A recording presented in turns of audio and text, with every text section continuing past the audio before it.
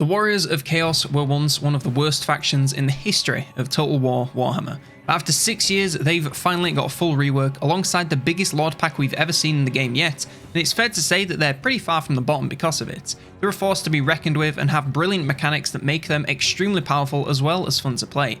Of course, no faction is perfect, so there are pros and cons. First of all, the pros, their warbands let them take units from basic marauders all the way up to chosen if you keep feeding them XP. Do this quick enough and you'll have elite units way earlier than anyone else. The Dark Forts and Norscan tribes allow you to get a huge amount of land under your control and a ton of income from buildings and tributes. And the gifted units can allow you to get some extremely powerful demons as long as you can keep farming souls. As for the cons, there are a large amount of mechanics that can make them feel a little bit more complicated and actually harder than they are until you understand exactly what you need to do to make the most of them. If you don't level up units early on, you'll also struggle to keep pace as the game goes on, as enemies get more and more elite units, and it'll be harder and harder to get their XP to level up yours. And finally, literally everyone that isn't Chaos, and then some, want war with you, so all the declarations can get a little bit overwhelming if you can't keep on top of them, or if everyone decides to gang up on you all at once. Just before we enter factions and lords though, a big thanks to the sponsor of today's video, Skillshare. If you've somehow been living under a rock and haven't heard of Skillshare, let me break it down for you. It is the online learning community where you can find thousands of classes to either learn a new skill or refine an old one. They've got classes for photo, video editing, creative writing, and even leadership and management. There is a whole host of skills that you can learn here. One class I've been enjoying this month is Filmmaking for All by Dan Mace. Now I know these videos are hardly films, though judging by the length of this one, it could be a feature-length film, but this class isn't really about making films, it's just about making videos and the storytelling aspect of that and how you can weave it in to make better content. The class goes into the 7 types of stories that can be told, how you can make them compelling all the way from preparation to execution and of course editing. And of course if that isn't for you, there are still many more classes out there, so there's definitely something that you can enjoy. If you need any more reasons to try Skillshare,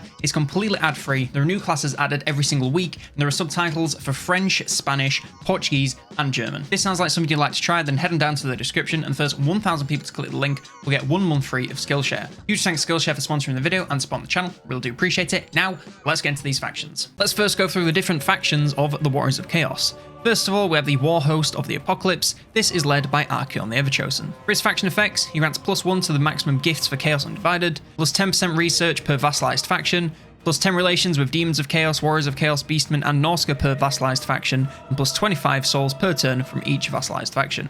For his Lord effects, he grants +3% to weapon and missile strength per rank achieved for all units.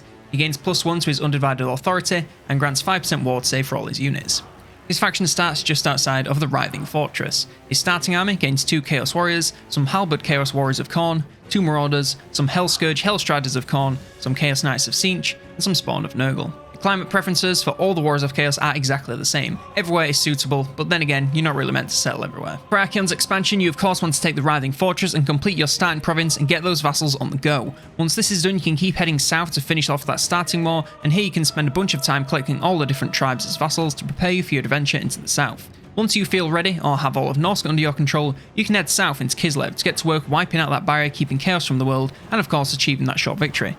Once you're done with that, you can pretty much go and take on whatever you want, since taking out the Auditide is your longer objective and can keep you busy for a very long time. Next up we have the Heralds of the Tempest. These are led by Kulek Suneater. For his faction effects, he gains 1 to the maximum gifts for Chaos Undivided, his Dark Fortress buildings grant additional Dragon Ogre Warband recruitment capacity, and Kulek gains 5% weapon strength, mass and armor per vassalized faction. Kulek's Lord effects, he grants -25% to the souls cost for the Carnage Incarnate Gift of Chaos, -25% upkeep for Dragon Ogres and Shagoffs, and 10% missile resistance for Chaos Monstrous Infantry and Monster units.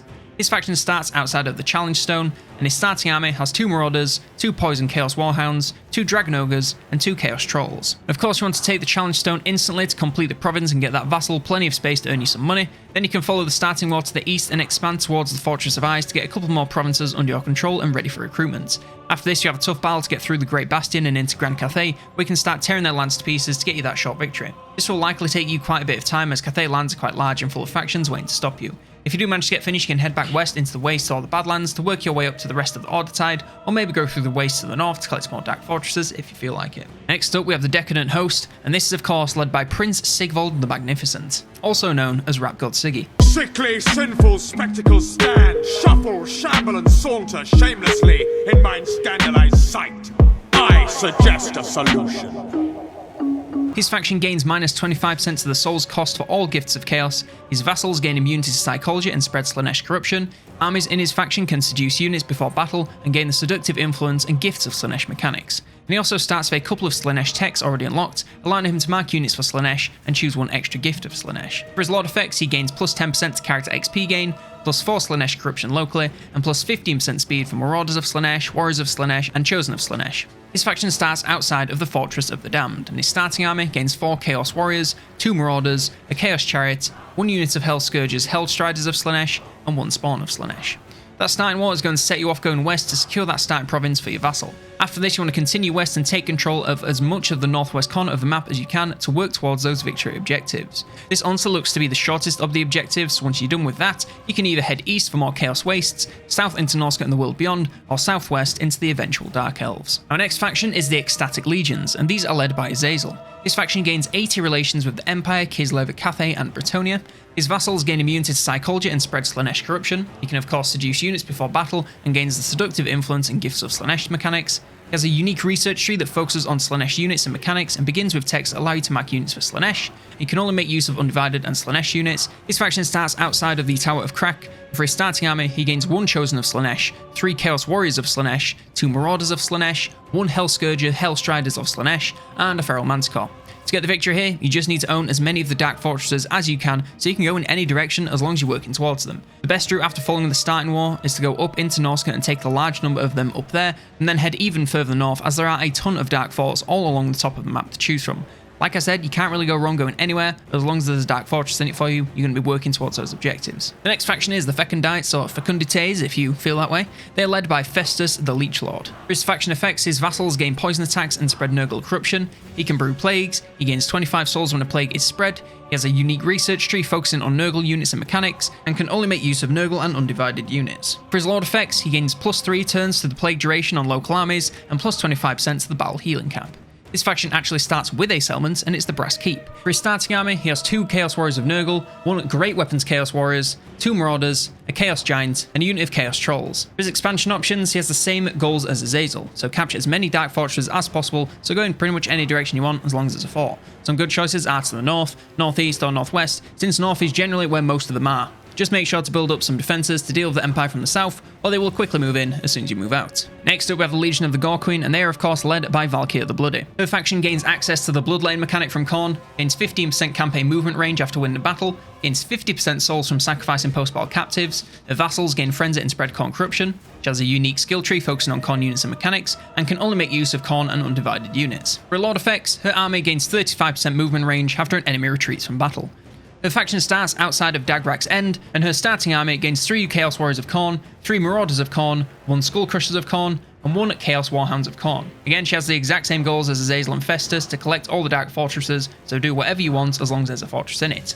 From your starting location, heading east will guarantee you come across plenty of options, so that's probably your best bet. Our final champions of Chaos faction are the Puppets of Misrule, and these are led by Village the Curseling. His vassals gain increased barrier hit points and spread Siege corruption. He has access to the Changing of the Ways, and receives benefits when at high winds of magic. His faction converts a portion of their own battle casualties to souls, can use the teleport and movement stance, has access to a unique tech tree focusing on Siege units and mechanics, and can only make use of Siege and Undivided units. For his army effects, he steals 15% of XP from other lords in the faction, and gains a 25% cost reduction to the teleport movement stance. His faction starts outside of the Red Fortress, and his starting army gains Forsaken of Siege, 2 Chaos Warriors of Siege, some Marauders of Siege, 2 Marauders, some Doom Knights of Siege, and a unit of Spawn of Siege. Again, the exact same goals as the other 3 champions of Chaos, so you just want to collect all the Dark Forts that you can. From the starting location in the northeast corner, heading west will ensure you run across as many of these as possible, so keep going that way and you'll do just fine. And our final faction for the Warriors of Chaos is the Shadow Legion, and they of course are led by Be'lakor. This faction has a unique mechanic where human lords can be corrupted into becoming demon princes when defeated in battle or targeted by heroes. This seems to be pretty much guaranteed to happen every time, so get your heroes doing actions and you'll have a bunch of demon princes to play with. His faction also starts with 1 gift slot for each branch of Chaos and Undivided. He gains a 25% reduction in upkeep for all demon units. He however cannot draw the Eye of Chaos from the Chaos gifts, and can use Unholy Manifestations. These are 4 abilities with 1 from each of the branches of Chaos. Khorne grants buffs to melee attack, weapon strength and charge bonus for an entire army for 8 turns, as well as some Bloodletter gifted units. Nurgle can spread 10 Nurgle corruption to any settlement for 7 turns, and grant some Plague Bearers of Nurgle gifted units. Slaanesh causes massive damage to a target army, and grants a unit of Exalted Demonettes as gifts, and finally Siege can open a rift near to a target army. This can then be used to travel to other rifts on the map, so as the campaign goes on, you can create a network of these rifts to more easily get around the map, as well as gaining a unit of Pink Horrors as gifted units. And each of these require 2,000 souls to unlock a use. This use then regenerates over time, but you can also buy another use and have multiple times going at once. And finally, his army gains 2 to Undivided Authority. His faction starts in Albion, just outside of Konkata, and his starting army has some Bloodletters of Khorne, Demonettes of Slaanesh, Chaos Warriors, Plague Bearers, 2 Marauders, some Blue Horrors of Tzeentch, some Spawn of Slaanesh, and some Spawn of Tzeentch. These guys have quite a mix of objectives, with them wanting to capture 6 Dark Forts, as well as wiping out Nakari and Sigvald, as well as that starting faction, but, you know, that's going to take 2 turns to do. I would head up into Norsca and grab as many of the forts up there as you can. Once this is done, you can head north through the Chaos Waste towards Sigvald to take him out, before heading to Ulflan via the sea in search for Nakari. Now we come to the faction mechanics. The first and most drastic new mechanic is the Dark Fortresses. These now allow the Warriors of Chaos to own settlements and actually develop them to do a number of things, even trading. However, these dark forts can only be built in certain places, spread kind of unevenly around the map, so it's not like you'll be able to create them just anywhere. Inside of these fortresses, you can build buildings to increase your capacity to recruit certain units, resource buildings, garrisons, as well as growth and income buildings. I like to build the majority into economic powerhouses to increase the income of the faction, both through the buildings themselves and the effects they grant. I then like to have recruitment areas spread evenly throughout the map, so I'm never too far from a fresh set of units. Alongside the Dark Fortresses, they also come with a kind of sub-mechanic called the Norscan Homelands. Certain Dark Fortresses, mostly those in the Norscan areas of the map, grant you vassals once you occupy them. You can then gift other settlements in that province to that vassal to increase their lands and tribute to you. This is a nice callback to their original and crappy Awakened Tribes mechanic, and means you can collect them all before taking the fight to the rest of the world with your army of vassals. Our next mechanic is the Warbands. The Warriors of Chaos have a new way to recruit units. Instead of standing there waiting to recruit, it all happens instantly, similar to Nurgle or Raising the Dead from the Vampire counts. The units and capacities are dictated by where the army is currently stood, and can be affected by many things such as climate, corruption, and of course buildings in the Dark Fortresses. So if you have high levels of Undivided corruption, you'll be able to recruit units from that tree like Chaos Spawn, Trolls, and Aspiring Pog Champions. If you're in a Nurgle zone, you'll get Unclean Ones, Beasts of Nurgle, and plenty of Nurglings. Oh yeah, these guys have a huge roster. The fun doesn't stop once you've recruited units, however, as nearly every unit in a very large roster can be upgraded once they've gathered enough XP. Once you've completed research, you can also transform units into the other branches of Chaos equivalents, so you can really make units into whatever you want. This can be really powerful if your units are racking up a ton of kills and XP, and incentivizes you to keep units alive for a long time to make sure that they can be upgraded to become more powerful. It can also allow you to get much more powerful units early in your campaign, as long as you do everything correctly and don't get wiped out. Sadly, it can also mean if your units don't get a ton of XP, they don't really ever level up, and they remain kind of crappy for a very long time, which is very sad. Just make sure you feed in these guys lots of kills, and they should do just fine. Next up we have Dark Authority, and this is honestly really simple despite looking really complicated. I mean, look at that thing. What does it all mean? Basically, it means this. You have a level of authority over each branch of Chaos and Undivided. This is pretty much how aligned you are with that branch, and it dictates how much units from that branch respect you. Having a positive authority reduces the cost of recruitment, upkeep, and warband upgrades, as well as increasing replenishment, and having a negative will have the opposite effects. You can increase the levels with skills, traits, items, and research. Not really much more to go into than that, however. It doesn't lock you out from using all the units in the different branches, it just makes it a lot more affordable. Our next mechanic, yes, we still have more, are the Souls and Gifts of Chaos. So the Souls are a new currency added to the Warriors of Chaos. They are harvested from battles, post-battle options, looting, sacking and raising settlements, as well as certain events. They can then be spent primarily on 2 things, Paths to Glory and Gifts of Chaos. First of all, gifts, since they're a little easier to understand and are being used a lot more of the time. Gifts are basically sets of effects you can unlock by spending a large chunk of souls up front and paying upkeep for every turn after. These effects can range from granting you gifted units to instantly recruit, to powerful buffs to your armies and faction in general. Any units gifted can then be instantly recruited from the separate gifted units menu. Of course, there are 5 sets of gifts, 1 for each branch of Chaos and Undivided, and each of them contain units from their own branch as well as effects that tie well with their theming.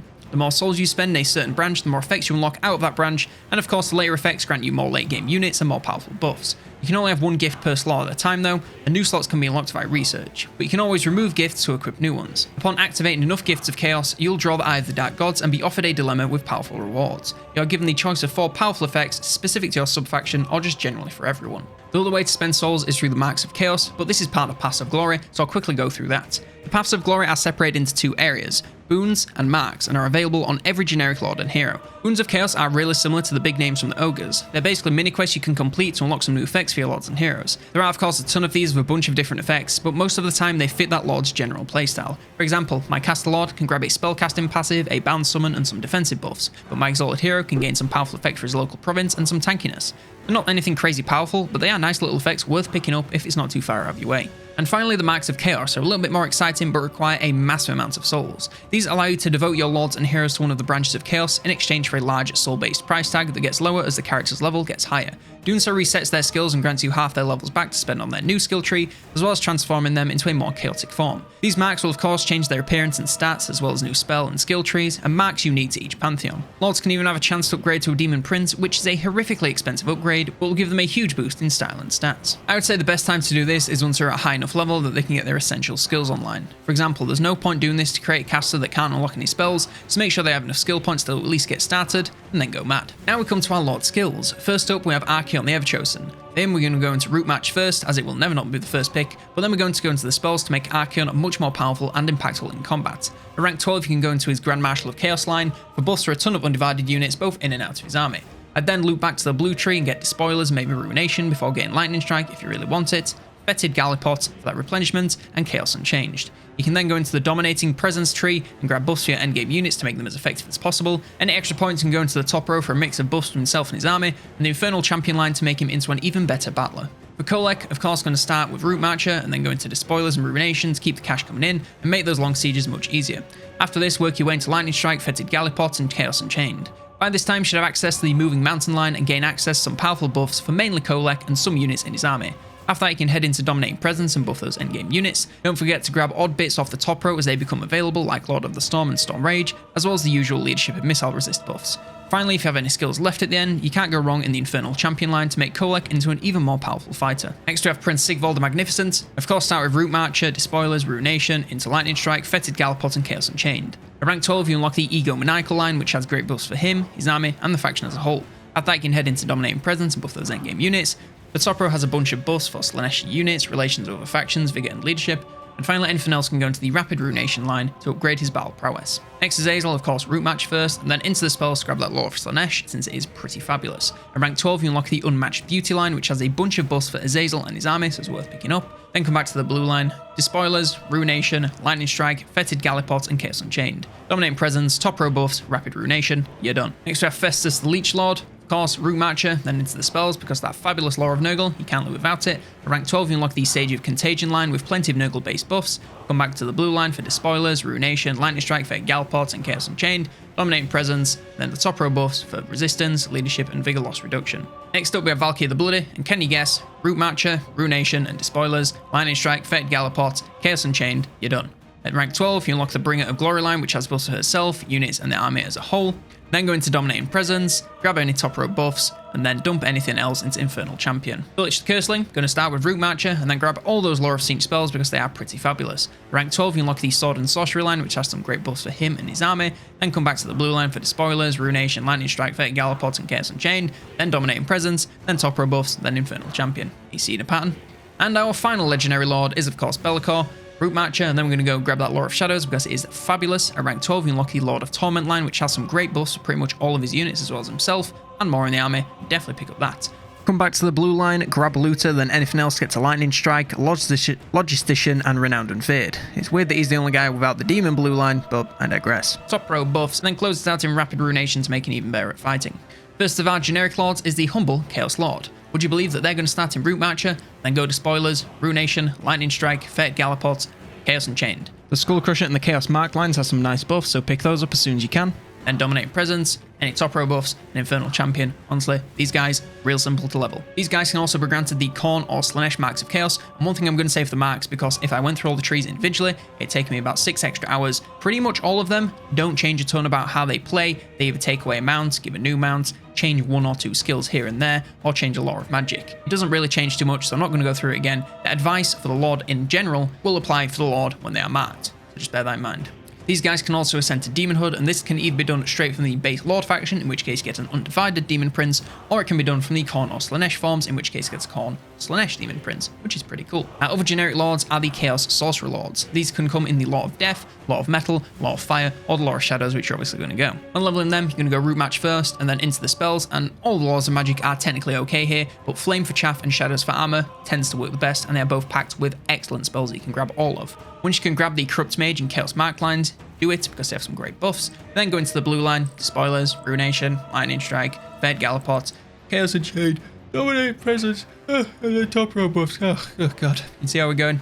These guys can also receive marks of chaos. If you go with the Lore of Shadows or Death, you can upgrade them to a Nurgle Lord, and if you go with Fire or Metal, they can become a Siege Lord. And of course, they can ride to the Demon Hood either straight from the Lord or from the Chaos forms. And our final, technically is a generic Lord, is the Demon Princes. These seem to only come with the Lore of Fire. Small caveat here, it seems whenever you corrupt someone as Bellicor, they always come with the Lore of Fire, so I'm just going to pretend like that's that. But of course, if you upgrade a Lore of Metal Lord, they will become a Chaos Undivided Prince with the Lore of Metal. Again, leveling these guys, pretty simple. Root match first, then go into the spells, grab Atmosphere of Ruin and Chaos Marks as soon as you can, because they have some great buffs, then go into the blue line, you know, just all the usual stuff, and then just finish off exactly like normal, you know, Red Tree, top row, Infernal Line, you're done. These guys cannot be marked, so once you have a prince, they're going to stay as that branch of Chaos as prince. They can't then change into a Khorne one. As I said, if they evolve from a marked lord, then they will become a marked demon prince. So just bear that in mind. Now we come to the heroes. First up, we have the Exalted hero. On the campaign map, these guys can assault garrisons, assassinate enemy heroes, assault units, spread fear or reduce control wherever they go, and provide training when embedded in an army. These guys can either be used as campaign assassins or as battlers in your army, and they are very important for that second part for something very specific that I'll come to in a moment. For the campaign map, you want to focus on the blue tree, and I like Assassinate and Specialist to get increased chance of taking out rival heroes before they can get immortality, but assault units and garrisons is also really great because it helps you just soften up a target before you attack them, and also assaulting units if you're playing as Bellicor will corrupt that lord, bear that in mind. Once that's done, grab everything else in the blue tree but training, and then you're pretty much done. If you're using them in battle, instead you'll grab training for that free XP, which is going to be amazing when you're trying to level up those Warband units, and then go straight into Blade Master and buff them in combat in a large number of ways that you'll likely max out by the end of the game, but if you want to start, defend, can't go wrong, makes them incredibly tanky.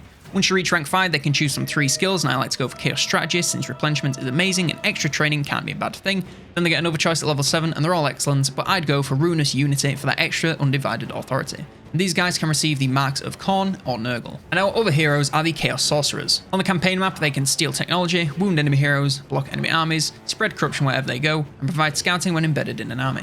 Quite like the Lords, these can come with Lore of Death, Metal, Shadows, or Fire. These guys are of course wasted on the campaign map since spellcasters need to be casting spells. You're going to want to level them straight into their spells, and if you're looking for a good lore, then these are all pretty good, but of course Fire is amazing versus squishes, and Shadows is great versus armor. Once you've grabbed all these spells, you can grab one of the 3 level 5 and 7 skill choices. I like to go for Spellsinger and either Ruinous Leadership or Unity. You can then grab the top row buffs, Weapon Strength and Missile Resist, as well as Scouting and Spread Corruption on the blue tree to finish off. These guys can be granted the marks of Siege or Slaanesh. Of course, being able to take settlements and complete provinces with their vassals, the Warriors of Chaos now have access to commandments. First up is Foster Cults. This provides 3 undivided corruption locally and +1 in adjacent provinces. Of course, this is nice for corrupting somewhere you've just taken over and preparing neighbouring provinces for invasion. And this changes to Slaanesh corruption for Azazel, Nurgle for Festus, Khorne and -10% construction cost for Valkyrie, and Siege for Village. Exploit Vassals grants -4 to control, 20% to the replenishment chance for Chaos Undivided Marauders in the local Warband recruitment pool, and -10% to construction cost for all buildings. And this is of course the best whenever you're building new fortresses or trying to prepare for recruitment. And this changes to Slaanesh Marauders for Azazel, Nurgle for Festus, Khorne for Valkyrie, and Siege for Village. They've come to the wrong place. It grants -20% to the campaign move range for enemy armies starting their turn in the region, -20% to enemy hero success chance, -20% attrition while under siege for friendly armies, and +5 melee defense to local armies. This one is great of course when your province is under attack from invading forces. And finally, Portent of Doom grants -40% chance of plague spreading, +2 to recruit rank, and -10% to recruitment cost, and this one is of course great for recruiting. For Azazel, this is replaced with Dark Delights, which grants 4 control, -40% chance for plague spreading, and 5% income from all buildings. This is of course a good one to have when nothing else is going on for that extra income and plague protection. For Festus, this is replaced by Plague Apothecary, which grants 15 growth, 50% chance for plague spreading, and +100% to plague duration. This is of course great for rapid growth and plague spamming. Valkyrie, this is replaced by Legion of Hate, which grants -40% chance for plague spreading, -5% recruitment cost, and +5 melee attack to local armies. This makes it great for plague protection, recruiting, and of course buffing local armies. And finally for Village, this is replaced by Insights of the Void, which grants -40% chance for plague spreading, 10% to research rate, and +25% chance of the Winds of Magic increasing in strength, which is of course great to have on by default for some plague protection, and some research speed, which can be pretty important for the Warriors of Chaos. Speaking of which, we finally come to their default research tree. This starts in the center and works its way out to the 4 corners, which are of course the 4 branches of Chaos. The middle section has a number of buffs for general battling and undivided units, and each of the 4 sections contains buffs for their Pantheon-specific units, as well as allowing you to use Warbands to upgrade to their Pantheons. You can also unlock abilities for your faction leader's army, relations with each branch, authority, and gift capacity. You want to focus on whatever branch you're going to use most, so rush into that as soon as you can, or spread the love if you want to use them all. Just bear in mind that spreading the love means you'll probably be waiting a very long while to get super late game units, so make sure you don't fall behind in battles because of this. That is everything you need to know to play the Warriors of Chaos in campaign, and we've got the battle guide coming on Monday to run you through the entire roster as well as compositions and more, so subscribe if you want to see that. Hoping to hit 50k by the end of the year, so I sure would appreciate it. If you enjoyed this video and or found it useful, then consider dropping it a like, and if you really enjoy the content and want to support it directly, then consider becoming a member on YouTube, or a patron on the Patreon. Doing so gets you early insights into future content, increased voting power and discounts on merch, as well as shoutouts at the end of every video, just like Aaron Tucker, for his support at the officer's tier. A huge thank you to all supporters, and one last thank you for watching, and for now, I've been COLONELDAMNEDERS, and I will see you next turn.